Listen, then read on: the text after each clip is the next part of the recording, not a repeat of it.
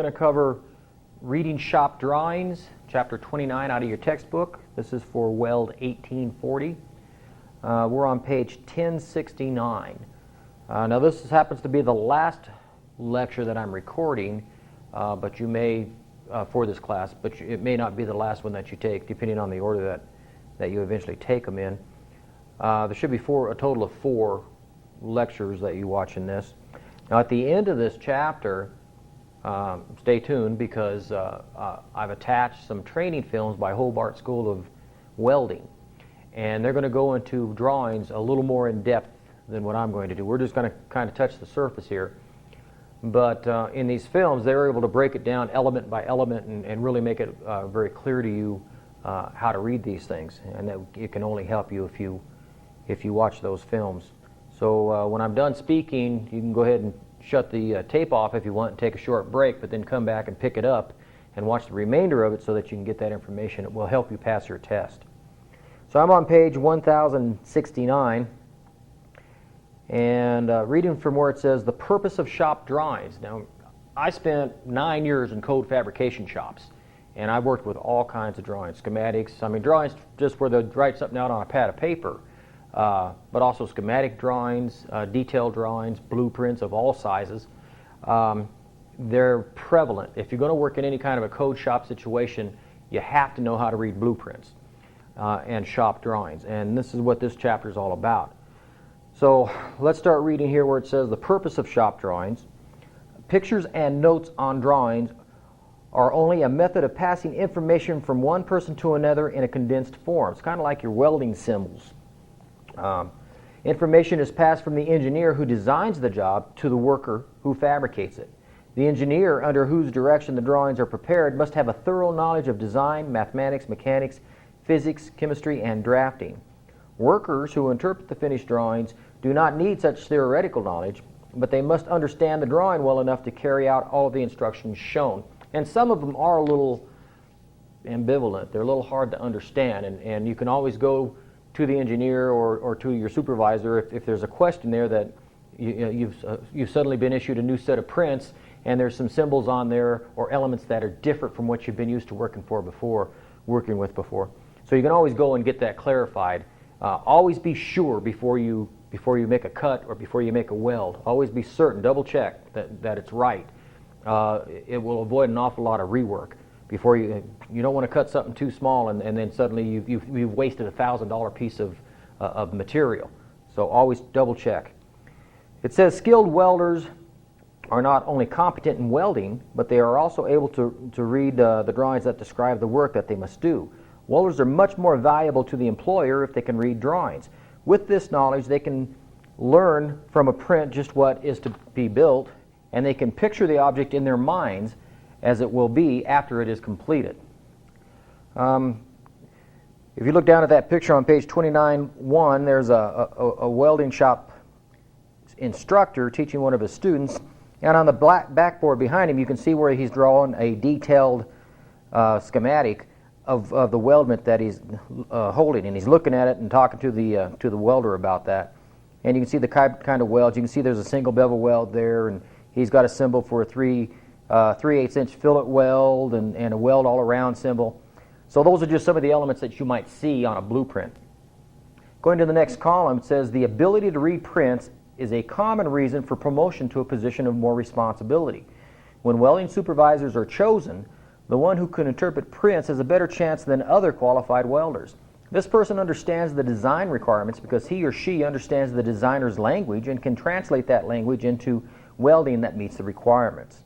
Welders should learn to read and interpret plans for the following reasons. There's a number of bulleted items here. It says the journeyman welder who can interpret plans is always in demand. The welder has an accurate idea of what the weldment should look like when it's completed. The welder is able to fabricate the weldment that duplicates the engineering design as closely as possible. The welder can check on the equipment and supplies that are needed for the job. In field work, welders can avoid interference with other trades by knowing the extent of the work even before they start it. So there's a number of reasons why you should be able to learn them, be able to read prints. Now, go over to the next page, and what types of prints do we have?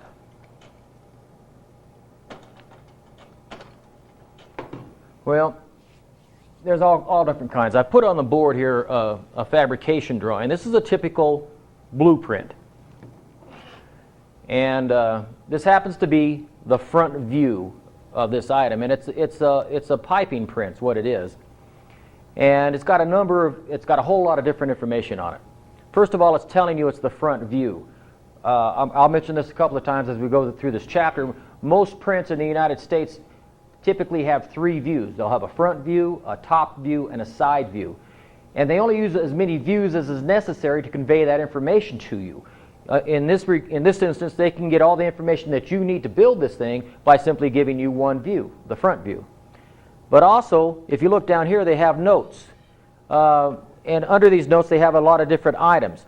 For example, tolerances, which we'll talk about in a little bit. It tells you what kind of tolerance limits you have to hold it to, how big, how far out of what they want, dimension-wise, can you get and still be okay. A little note, it says, grind all welds flush. They want a smooth contour. All welds will be done with gas metal arc welding, 035 wire, and the number for that is ER70S6. That's the kind of wire we use in our lab. You can go on down here and you see some of these, a little triangle with letters in it. Here's A, B, and C. What these do is it refers you to the print itself. A, handrails with lengths not equal to 18-inch centers, spaced inside posts equal distance, otherwise 18 inches on the centers. And you can look right here. This is that detail. So they're telling you that the distance between these, this is a handrail that we're building. So the distance here should be 1 foot 6 inches or 18 inches, except as noted in this detail. And then B, you can look around here and find B. Where's B? B's over here. 90-degree elbow, except as noted in note B. So you'll come back down here and you'll read note B and see what it says. And then you can find C on there in the same thing. So it'll have a place for notes. Most of them have a parts list or bill of material. This one has a parts list, and it tells you the parts. Part number A1, A2, A3, and so forth, number required. And they're talking about pipe lengths here, and it gives you the dimensions that those pipe lengths need to be cut. And then finally down here, it tells you what it is. Handrail for a power plant. This is sheet 1 of 3. So there's 2 more sheets that go with this that would complete the information you need to build these handrails for whatever project. I mean, you may be building a handrail to go around a tank or to protect a walkway up on the structure. And so it says the number of pieces required as specified.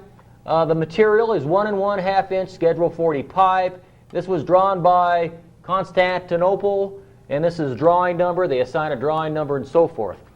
So you can see that a blueprint holds a whole lot of different information. And if you look at these lines, there's a whole family of lines here that tell the welder different things. For example, these dashed lines are center lines. These overall lines, these are dimension lines. And it says reference, so you would want to check the reference to see how this is your reference line. All your measurements would be taken from this reference line or baseline. Sometimes they're called a baseline. And then here, so this height line is coming from your reference line, and it's showing that this thing is going to be a total of 3 feet 6 inches tall, and so forth. So we'll try to get into some of that information as we go along. Going back to your book now, let's read on page 1071 where it says types of prints. Engineers and or architects must communicate their concept as a structure's shape and function in drawings. These engineering and agricultural drawings, architectural drawings, give overall dimensions, shapes, etc., but they do not give sufficient detail to fabricate it. A person called a detailer must take these initial drawings, redraw and expand them with enough information so that they can be used to fabricate the structure or weldment. These drawings are generally called shop drawings or working drawings. These are the types of drawings welders will be most familiar with. These shop or working drawings are further broken down into detailed and assembly drawings. Detailed drawings show individual parts in detail with dimensions, joint designs, welding symbols, and other information that may be required to make the part. Figure 29.8 is an example of a detailed drawing. And where is that?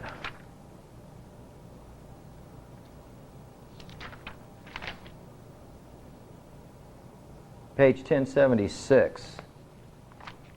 So if you'll turn to page 1076, figure 29.8 is at the bottom, and you just look that over. It's very similar to the one I put up here, only it actually shows some drill holes and boring and countersinking and other details that this larger drawing doesn't show. So this is a detailed drawing.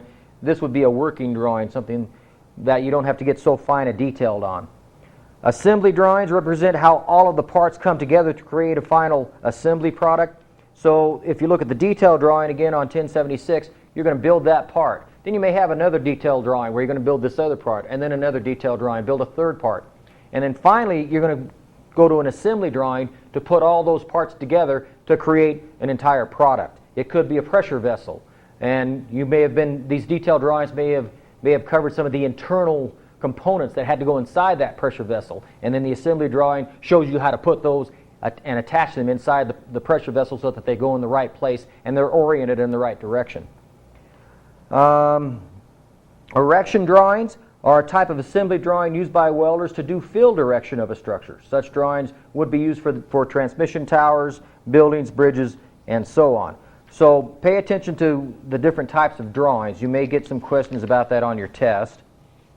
If you'll flip the page, you'll see on the left-hand side in the border there's a border line, object line, extension line, dimension line, center line, invisible line, edge, phantom line, and a cutting plane line. And you notice there's an A and an A on that cutting plane line. What that does, it refers you to a detailed drawing, and we'll get into that a little bit more later. But the center line, if you look at the center line, it's a long line with a dash, a long line with a dash, a long line with a dash. So that's exactly what they've used on here. Let me read briefly. Now, as we go through the text, read about these different lines. There's types of lines. It says, to read prints, it is necessary to understand what the different lines on the drawings represent. Now, I've been at it so long that I can just look at it and it just almost comes to me like looking at a picture. I know exactly when something is a hidden line or when something means they're only going to show you 6 inches of this thing, but it goes on for 12 feet. And that just comes from doing it. But in the beginning, you really had to understand and look at these lines. You don't really specifically have to know their names when you get out there in the field, but you have to know what they represent. The line is the basis for all industrial drawings. Lines show an object in such detail that the worker has no difficulty in visualizing the shape of the object when fabricated. Figure 29.4, that's all the lines on in the margin there, illustrates the several types of lines commonly used. Note the different weights or thicknesses of the lines. So as we go through, read about all these different lines. Object lines, extension lines, dimension lines, center lines, hidden lines, phantom lines, cutting line, plane lines, section lines, leaders, break lines, projection lines. Read that all over and get an understanding of that. I'm not going to get real critical about some of these lines, but the more common ones, the ones that you're going to see a lot of, I'll probably ask questions on. Dimensions.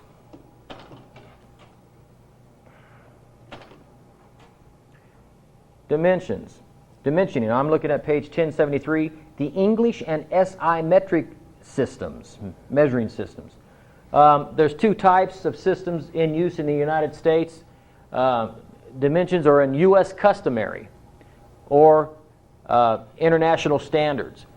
When both of these are used on a print, and you may see this, the second system is usually shown after the first in parentheses. So if the product is built in the United States, it may be listed with U.S. customary symbols such as, say, 0.125 decimals or 1/8 of an inch. But next to it then, it might have the SI equivalent in parentheses, which would be 1/8 of an inch, I believe, is 3.4 millimeters. So that you would see 1/8 of an inch followed by 3.4 in parentheses for the millimeter equivalent.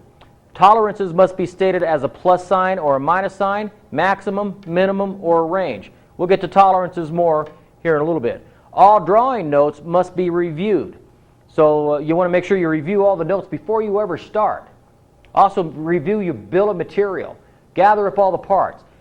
Get everything ready to build before you actually start building, and clean it all up. Clean the parts up. Take a cob grinder or a grinder and clean everything up. Make sure all the bevels are correct. Everything's clean. You're not going to suck any paint into the weldments or anything that you're going to do. List of materials is usually given, so you want to make sure you get all the material. Pre-cut all the parts. Get them all ready. Okay, so reading from your book, it says the two most commonly used systems of measurement throughout the world are the English, or U.S. Customary System, sometimes called the inch-pound system, and the metric system, which is based on the meter, liter, and gram. The metric system is a decimal system expressed in multiples of 10. The base unit is 10, and all other units are 10 times 10. 10 times that base unit. The metric system is called le Système International des Unités, or the SI system, more commonly known as the metric system.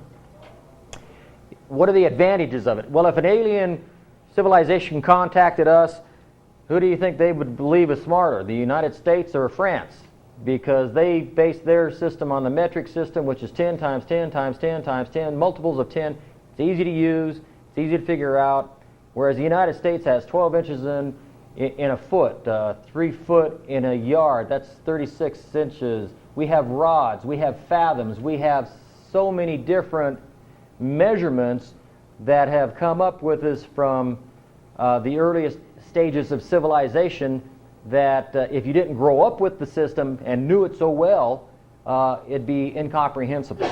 So naturally they're going to look at the two systems and go, well, these must be the leading nations on the planet, when in fact we know they're not. But it's a more logical system.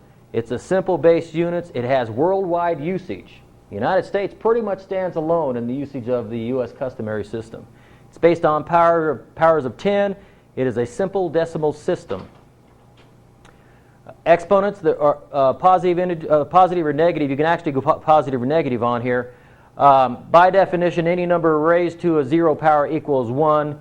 So 58 to the 0 power would be 1. 10 to the first would be 10, 10 to the second would be 100, 10 to the third would be 1,000, 10 to the sixth would be 1,000,000, and you'll notice it's just the number of zeros.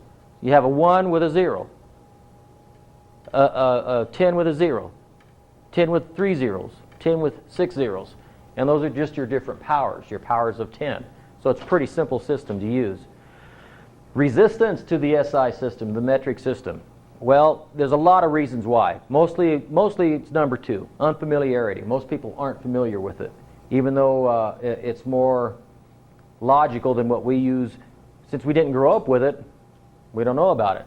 And we're kind of parochial in that since it wasn't invented here, it must not be as good as what we use. It requires an effort to use it and to think metric. And economic reasons. To change all of our machine tools and everything over to the metric system would cost billions of dollars.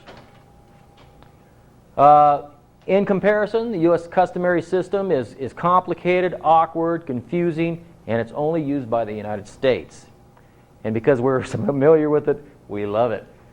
So let me read back from your book again a little bit. It says, the English system is currently used in the United States and a few other countries. The International System of Units, abbreviated SI, is being used by 92% of the world's population. And 65% of all world production and trade is based on this system. It is a modernized version of the metric system that has been established by international agreement. Many attempts have been made to introduce the SI metric system into the United States. I can remember back when I was a young man, they talked about, we were going to be metric in 10 years. Well, that was way more than 10 years ago, and we are still not metric, although we're getting better. When I was a young man, you didn't see liters in bottles. There was no such thing as buying a 1-liter Pepsi. That wasn't around. So there have been some changes, but we still have a long ways to go.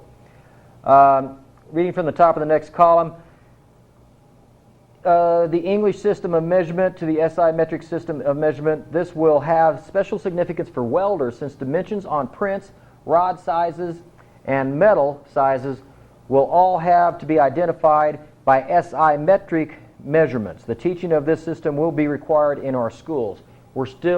I think they are teaching it. I really don't know if they're teaching it in high schools right now, but I would think that you would get some exposure to it. It can be confusing if you don't know what system to use in whatever you're building. Because I want to give you an example. It was about the year 2000 when NASA sent the Pathfinder spacecraft to Mars, and it crash landed when it was doing its retro burn, and then it was coming in for landing. It crash landed. It crash landed because the chute deployed too late. The chute deployed too late because the people that engineered it were working in metric, and the people that plotted its course and the time at which that chute should open were working in U.S. customary. And so they were off, and the result was the chute opened too late and the Pathfinder crashed. So you got to make sure of what you're working with whenever you're working. Drop down to about the middle of the column and read about the powers of 10. The only quantities that must be learned as equivalents in metric calculations are 10, 100, and 1,000. On the other hand, the student is forced to contend with 29 different combinations in the U.S. customary system. Many of them are multiple digits. For example, 5,280 feet equals 1 mile, whereas in the metrics, it's just multiples of that. You go from the, well, let me see if we've got it over here. You go from the meter to the kilometer. A kilometer is 1,000 meters. That's about 5/8 of a mile. It's a very simple system. Let's see. The U.S. system, length, we have inch, foot, yard. Our mass would be ounce, pound, ton. Volume would be ounce, pint, quart. Area, square feet, an acre, so forth. 12 inches to the foot, 36 inches per the yard, 5,280 feet per the mile, 1,760 yards per mile, and so forth and so on. So you can see that if you weren't born here and you weren't raised with this, it'd be a very confusing system to learn. Kilo is 1,000, 10 to the third. Mega is 1,000,000, 10 to the sixth.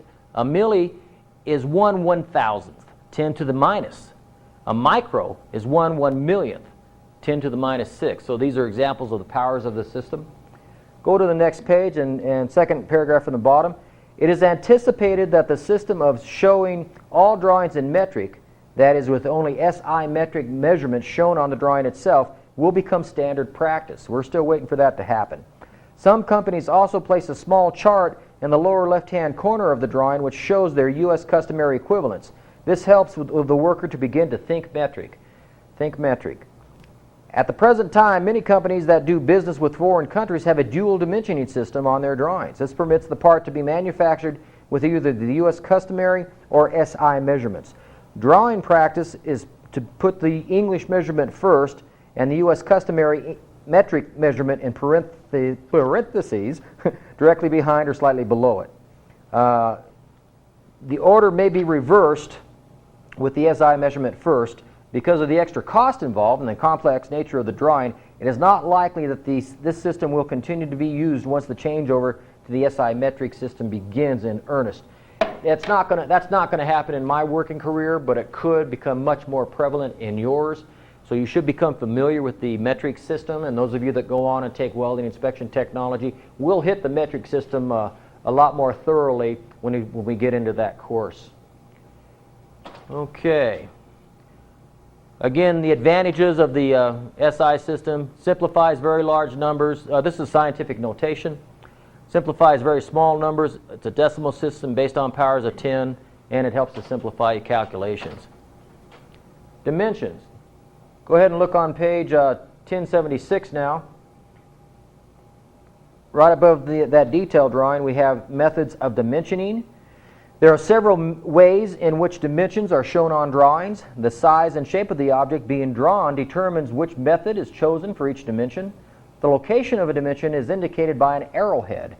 The placement for correct and incorrect forms of arrow. Look at figure 2910 for correct and incorrect forms of arrowheads. The placement of the dimension itself depends on the amount of space that is available. They give some examples over here on the next page. If you look at figure 29-11, there are some dimensioning examples.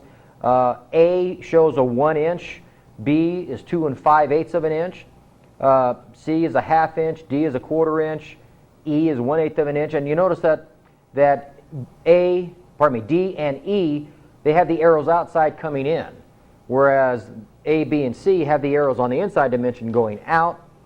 And then finally F, if you look at F, your 1/8 dimension is standing above, but they have an arrow pointing down to where that 1/8 dimension would be found.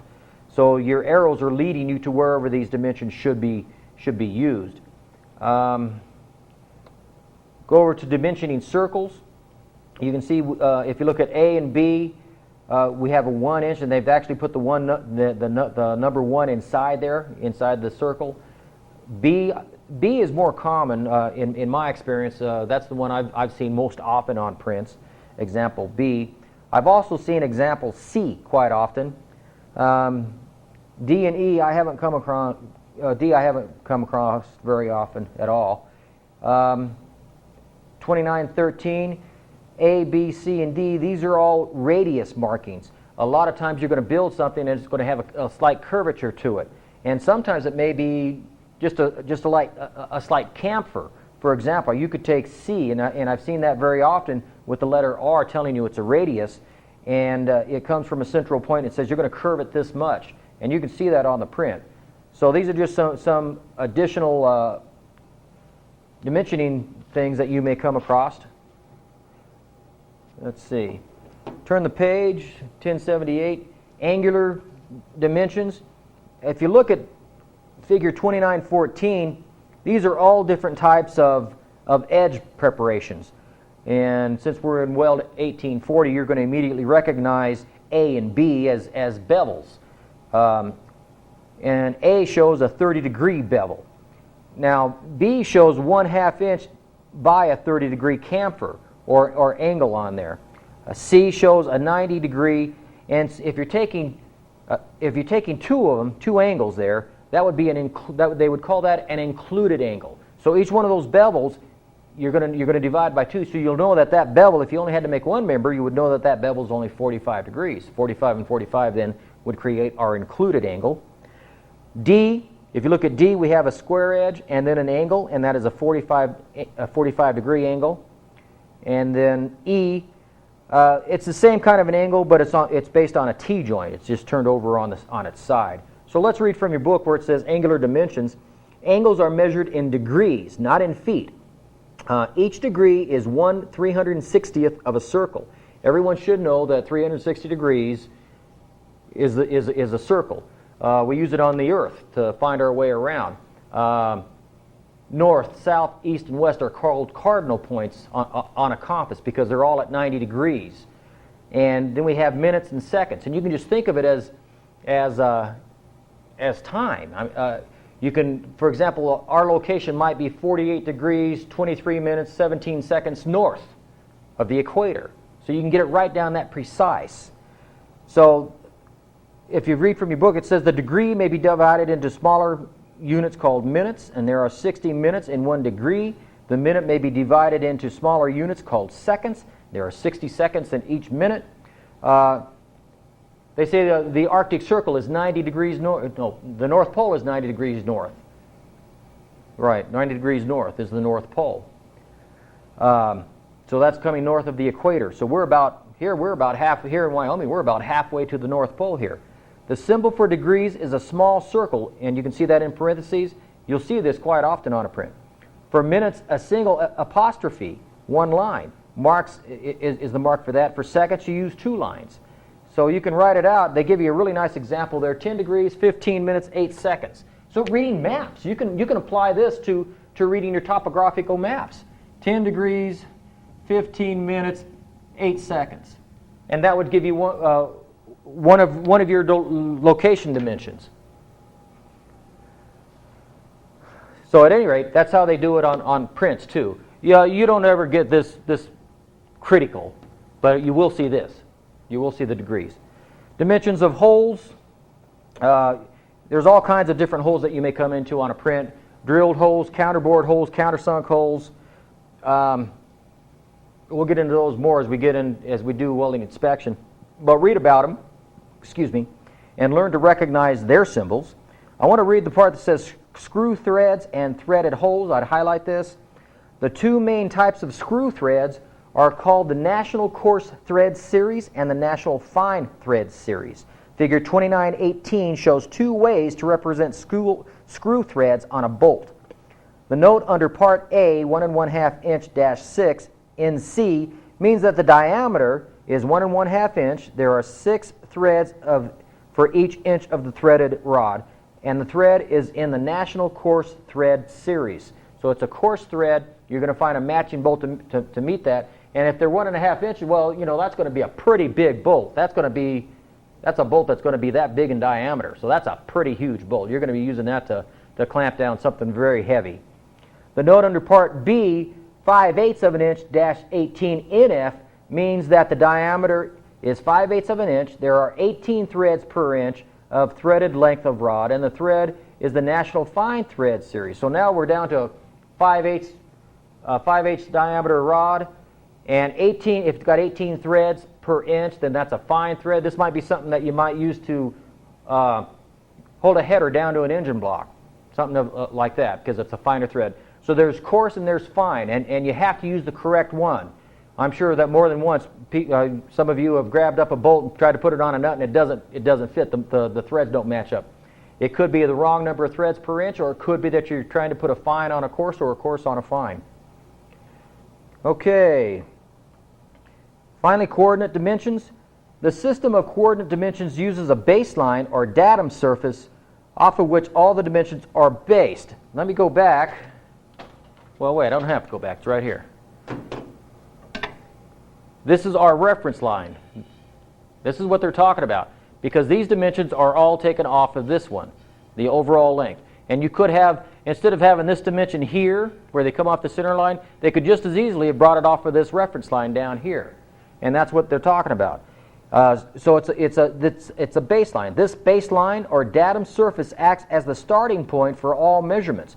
If you're building, I used to work in fabrication shops where we would build pressure vessels and piping for the oil field. We would make oil field gas compressors, and they look something like this. You've got a big old long skid, and you might have an engine here, and you've got an air exchanger here, and you've got different pressure vessels sitting out here, and you've got a compressor itself with big old cylinders right here, and you've got piping running off of this and off of here and off of these other things, and then it's hooked up to a monitoring system over here, and then you might have, you're going to have a muffler out here or maybe one over here. Well, if you're going to build this thing, you have to have a point, and we would usually draw a point through this front skid right there, and all dimensions, where the center line of this pressure vessel is, the center line of that pressure vessel, if there was a valve and a line here, everything would be measured from that reference line, like so. And that's the purpose of these baselines. Okay, tolerances. Tolerances.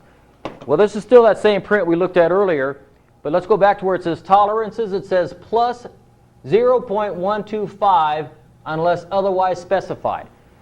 So it says plus or minus 0.125.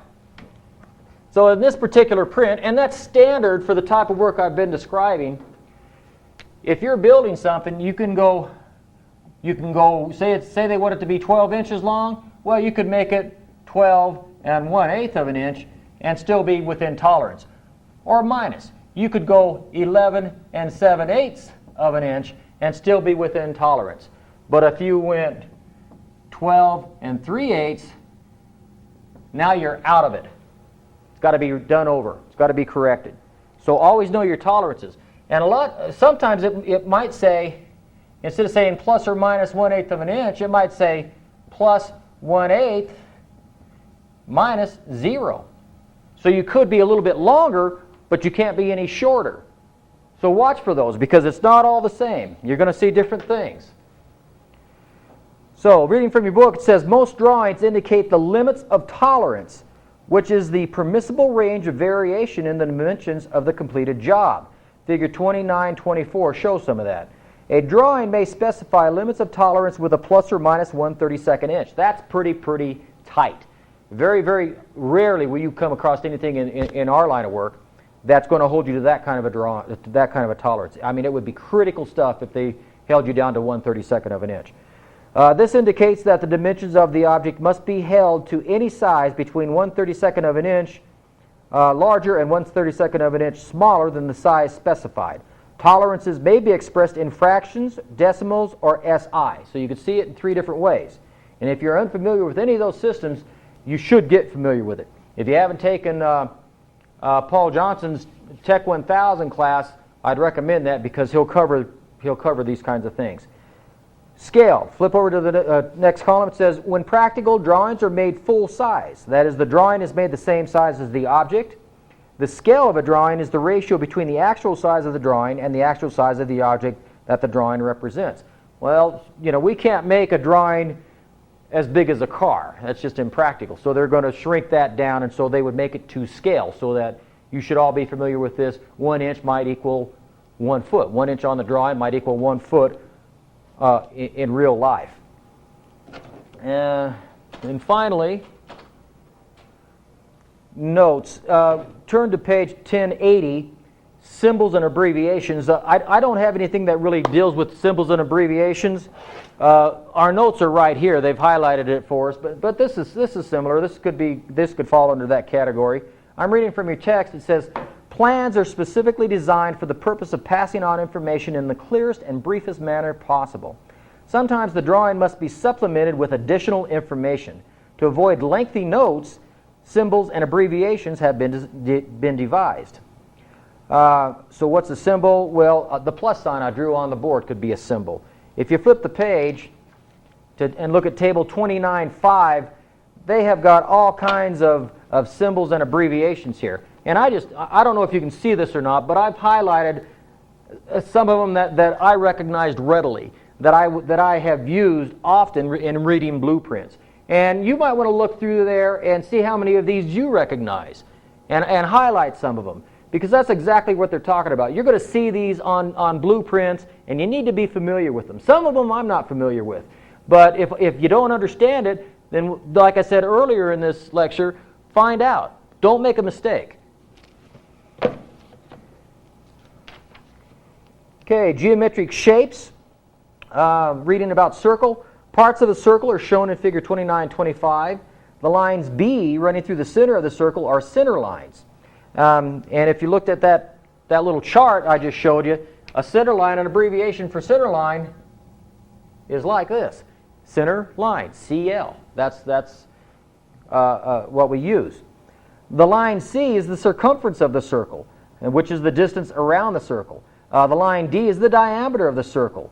The line R is the radius of the circle. This is basic geometry. You should be familiar with this already. Again, if you're not, get with me so that we can get you cleared up. We can bring you up to speed on this kind of stuff. You need to understand how these things work. And there's a simple little book I can guide you to that will help you find all these formulas. A rectangle, here we have some rectangles. A rectangle is a square, but it's not a perfect square. In a perfect square, the sides are all equal. In a rectangle, the sides are different lengths. So you have 2 of them that are the same length and then 2 more that are the same length. A square, as I said, 4 equal sides. A diagonal, a straight line connecting the opposite corners of a rectangle or square is called a diagonal. A triangle, everybody knows what a triangle is. An equilateral triangle is a triangle whose 3 sides are equal and whose 3 angles are equal. So again, these are all geometric shapes. You should know a little bit about geometry, and if you're ill at ease about that, please talk to me, and I'll help you out there. Page 1083.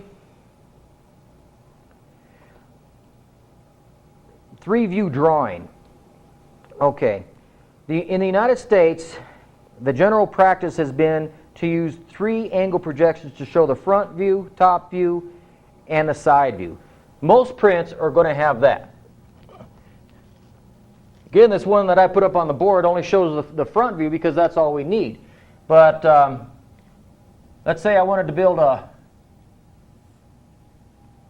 a square. Okay, here's what that looks like. Here's what that looks like. And then looking at it from the side, here's what that looks like. Okay, 3 views of the same object. Front, top, side. Okay? or end, pardon me, end view. So front, top, side, or front, top, end. And we can see from that that it would then look like this. Okay? But if, for example, we only had two views, we wouldn't really know what the side looked like. We could see that this was square, but then the side view might give us something like this. So now we would see that this thing that we want to build actually looks like this.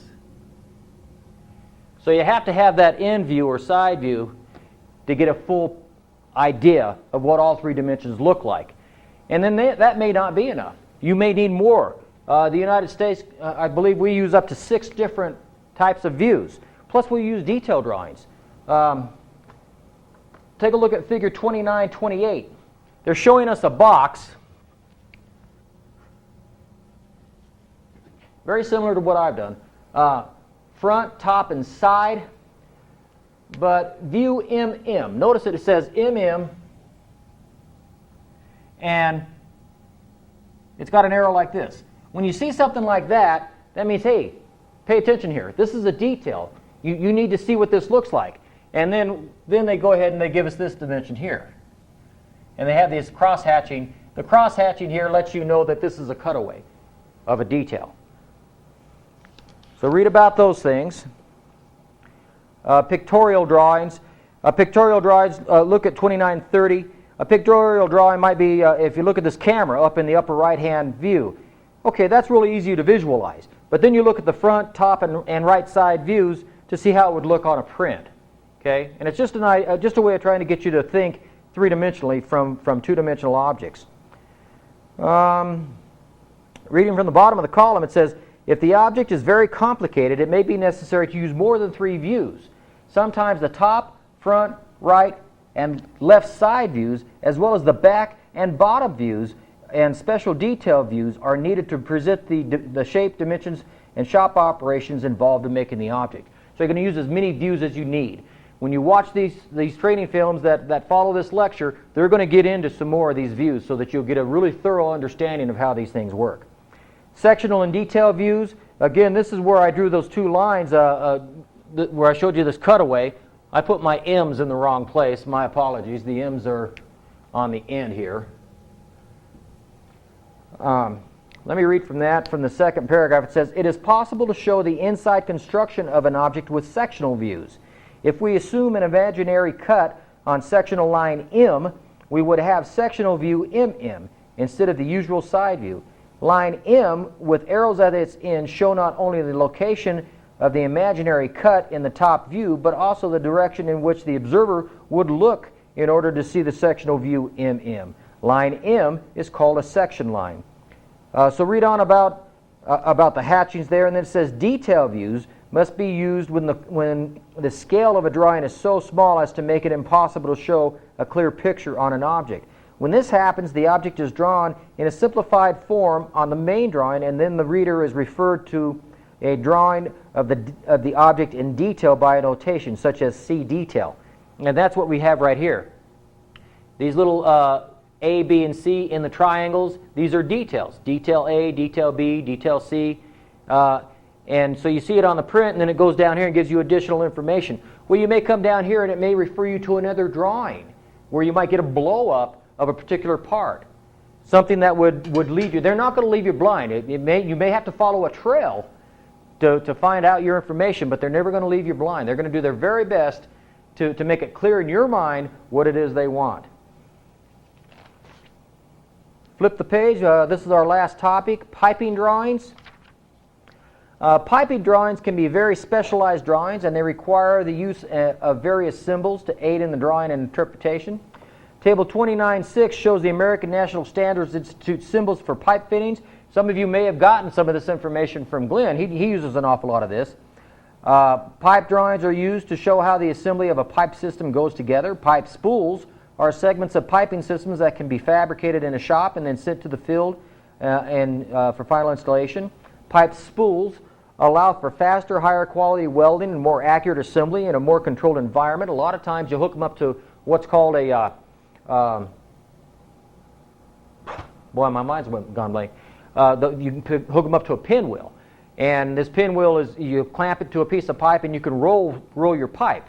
And then you can weld make these welds in the flat position, and you can make all kinds of welds and then ship it out to the job site and maybe only have one weld left to do by the time it gets out there. It's a lot faster. If you flip back one page and look at figure 2933, you'll see we have a full drawing of a length of pipe, and then down below it we have a schematic drawing of that same length of pipe. Each one of those dots represents a weld. And then that double triangle is a valve. And then a single line pipe, this is a single line pipe drawing, and then look at the Z, and then flip it over here, and what does Z tell you? It is a valve check. Okay, so we have that, and then we have more welds. And you can just look at that and see weld, weld, weld, weld. When I have to lay out pipe for X-ray, when I have to communicate with radiographers that might come in at night after I'm gone, when I'm out doing welding inspection, I'll use that kind of a schematic so that they can take that. It's a map, leads them right to the weld that I want to have X-rayed. So you need to know how to read those too. You'll get some of that from us. You'll get some of that from Glenn. You'll probably get some of that from PJ when you take his blueprint reading class. So that's all I have for this.